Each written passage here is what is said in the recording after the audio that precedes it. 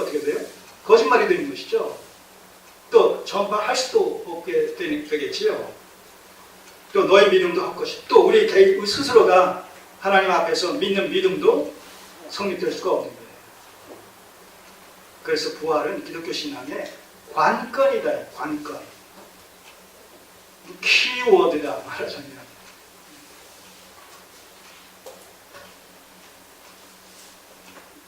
또 우리가 하나님의 거짓 증인으로 발견되니 우리가 하나님이 그리스도를 다시 살리셨다고 증거했습니다.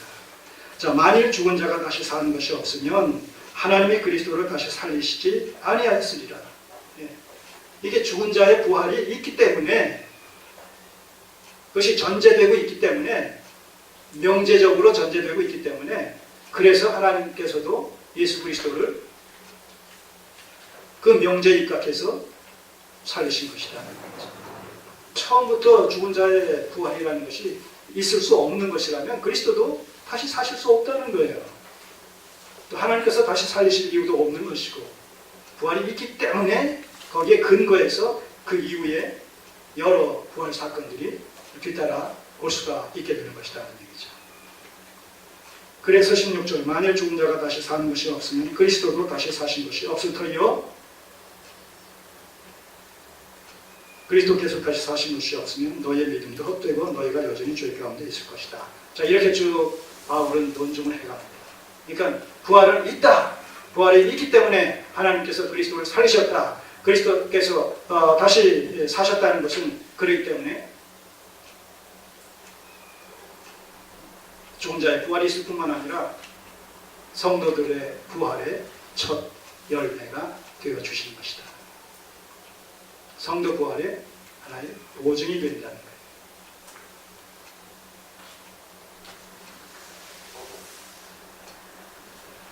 믿어지십니까? 기적이죠, 기적. 부활이 믿어진다고 얘기하는 사람들은 엄청난 기적을 체험하고 있는 경우가 되는 것이죠. 죽은 자가 살아나는 것을 보면서 나도 좀 기적을 체험해 봤으면 좋겠다. 기적 중에 기적을 체험하고 있고 이미 자기 안에 소유하고 있음에도 불구하고 우리가 기적의 진정한 의미가 무엇인지를 알지 못하다 보니까 어떤 초자연적인 현상만을 기적으로 생각하다 보니까 그 현상을 쫓아서 이 산 저 산 이 기도원 저 기도원 쫓아다니는 거예요. 내 자신이 기적 체험의 당사자인데 가장 큰 기적을 하나님께서 그리스도 안에서 우리 각자에게 보여주셨음에도 불구하고 기적의 담지자임에도 불구하고 헛된 것을 쫓아다닌다는 거죠. 왜 그래요? 본질에서 이탈되기 때문에.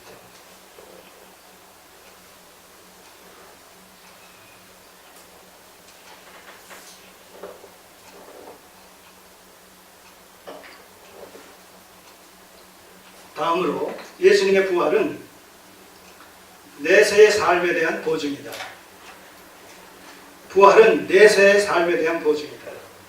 자, 거기 19절을 보세요. 18절에서 그리스도 안에서 잠자는 자도 망하였으리라. 부활이 없다면 여전히 우리가 죄 가운데 머물러 있을 수밖에 없고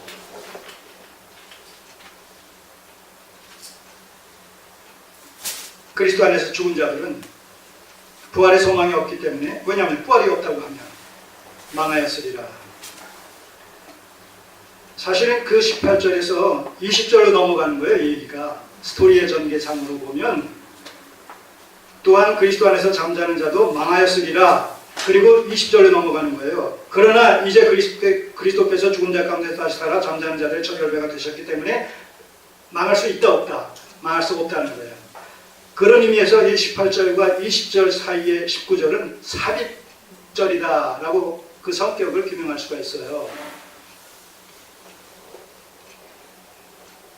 그럼 어떤 그 주제가 담겨진 내용을 삽입시켰느냐, 그 사이에 부활이 있다라는 사실과 관련해서 성도들은 결코 그리스도의 이 부활 안에서 망할 수 없는 자들이다. 오히려 그리스도의 부활은 성도 부활의 첫 열매요 보증이다. 자, 이렇게 연결되어지는 스토리 속에서 19절의 얘기는 만일 그리스도 안에서 우리의 바라는 것이 다만 이 생뿐이면 모든 사람 가운데 우리가 더욱 불쌍한 자리라. 자, 우리의 바라는 것이 그리스도인들의 소망, 그리스도인들의 궁극적인 소망이 무엇입니까? 하나님 나라. 우리의 궁극적인 소망은 하나님의 나라가 하늘에서 이루어진 것 같이 이 땅에 이루어지는 정말론적인 하나님의 나라가 우리 그리스도인들의 최종적인 그리고 궁극적인 소망입니다. 자, 그런데 만약 그리스도 안에서 우리의 바라는 것이 다만 이 생뿐이면 이 얘기는 뭐예요?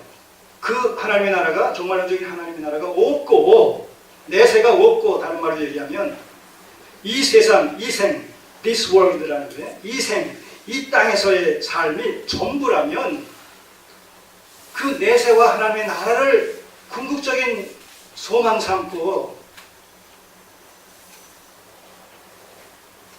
모든 어려움을 다 감내하면서 하나님의 약속의 말씀을 붙들고 살아가는 이 땅의 기독교인 성도야말로 뭐예요? 가장 어리석은 자가 되지 않겠나.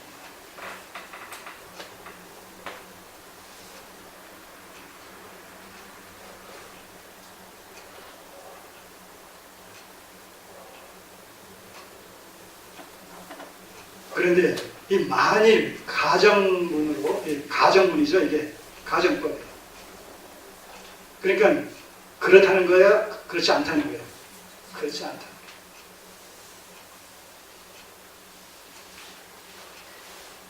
이 생이 전부가 아니라는 것이죠. 내세가 있다는 거예요.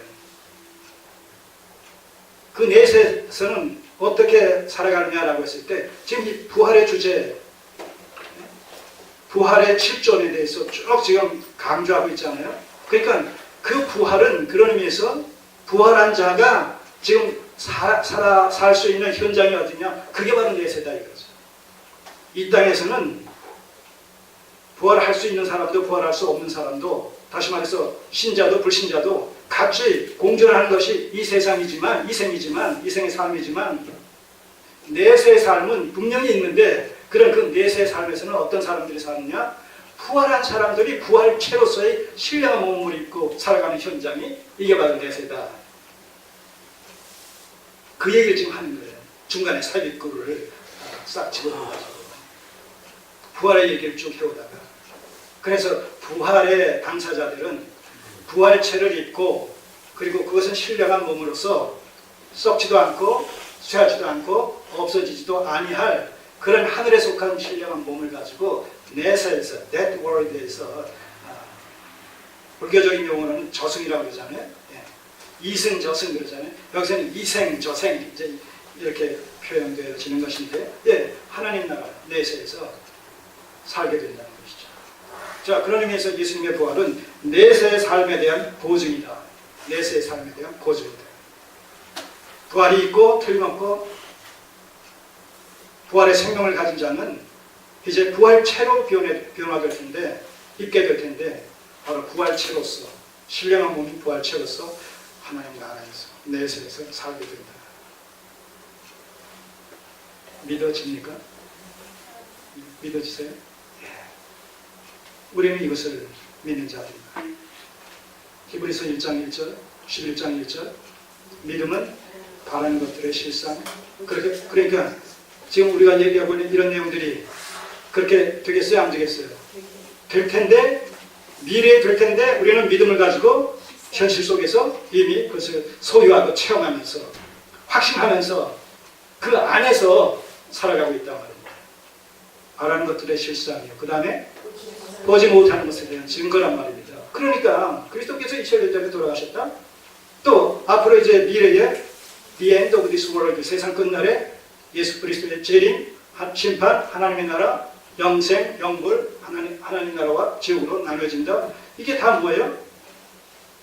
보지 못하는 것들인데, 보지 못하는 것들에 대한 증거가 바로 믿음이라는 거예요. 믿음을 가지고 그 모든 것들을 다 확신할 수가 있다는 것이죠. 이게 기적이 아니고 뭐겠어요? 복 중에 복을 받은 자들이 누구겠습니까? 그리스도인들이란 말입니다. 물질적인 복의 문제가 아니잖아요. 여러분 지금 이 말씀 드리는 이런 내용들, 예? 건강의 문제가 아니잖아요. 지금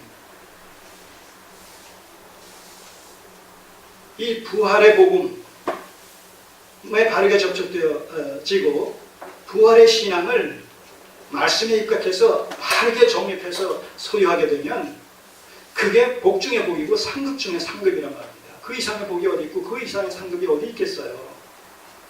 그래서 우리는 이 현실 속에서 이 세상 가운데 살아가면서 최악의 경우에 우리가 처해진다 할지라도 우리는 결코 낙심과 좌절하지 않게 된다는 얘기예요. 왜? 미래에 대한 소망이 단순히 희망사항이 아니라 확실한 미래가 보증되어 있기 때문에, 보장되어 있기 때문에. 무엇에 근거해서? 예수 그리스도의 부활에 근거해서 이 부활이 얼마나 위대한 힘과 능력을 우리로 하여금 발휘케 하며 또 우리에게 공급해 주시는 원동력이 되는지 모른다는 말씀이죠.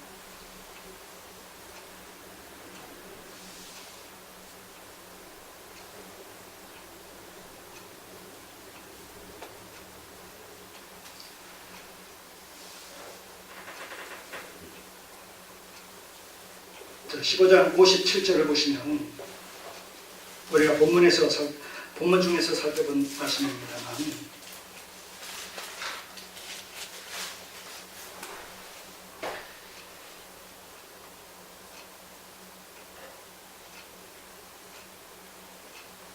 우리 주 예수 그리스도로 말미암아 우리에게 이김을 주시는 하나님께 감사합니다. 우리 주 예수 그리스도로 말미암아 우리에게 이김을 주시는 하나님께 예수 그리스도의 부활로 말미암아 죄와 사망의 권세를 이기셨단 말입니다. 그 이김에 우리가 연합되어져서 그 이김이 우리의 이김이 됐다는 거예요. 요한복음 16장 33절을 보면 내가 세상을 이기었노라 라고 선언하고 계시지 않습니까? 그 세상을 이기신 이김에 우리가 그리스도와 함께 연합되어 있음으로 말미암아 그 이김에 우리도 연합되어지고 그 이김이 우리에게 전가되어져 왔단 말입니다. 그리스도의 이김은 동시에 그와 연합된 우리의 이김과 본질상 상응하고 있다는 거예요. 바로 그런 의미에서 이 말씀을 57절 말씀을 지금 소개하고 있는 겁니다. 우리 주 예수 그리스도로 말미암아 우리에게 이김을 주시는 그 앞에서 쭉 나오잖아요. 사망아 너희 쏘는 것이 어디 있느냐, 사망아 너희 이기는 것이 어디 있느냐. 사망에 쏘는 것은 죄요 죄의 권능은 율법이라. 근데 예수 그리스도가 부활하심으로 말미암아 사망과 죄의 권세를 다 이기시고 패배시키시고 승리하셨다는 거예요. 그 승리 안에서 우리의 승리가 보장되어 있다는 것이죠. 그러니까 우리의 미래는 뭐예요? 그리스도의 이김 안에서, 그리스도의 부활 승리 안에서 이미 승리가, 이김이 약속되어 있고 보장되어 있다는 것이죠.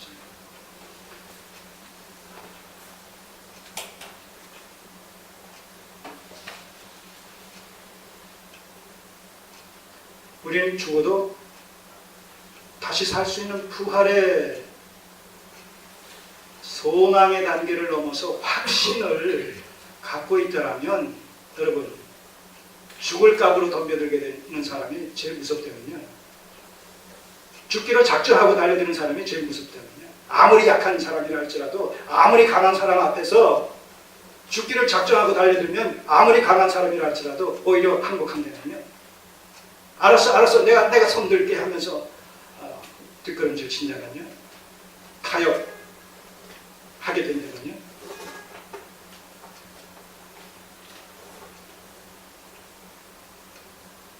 그렇게 얘기할 때 죽음을 각오했다는 것은 죽음 이후의 삶을 생각하는 거예요? 아니에요?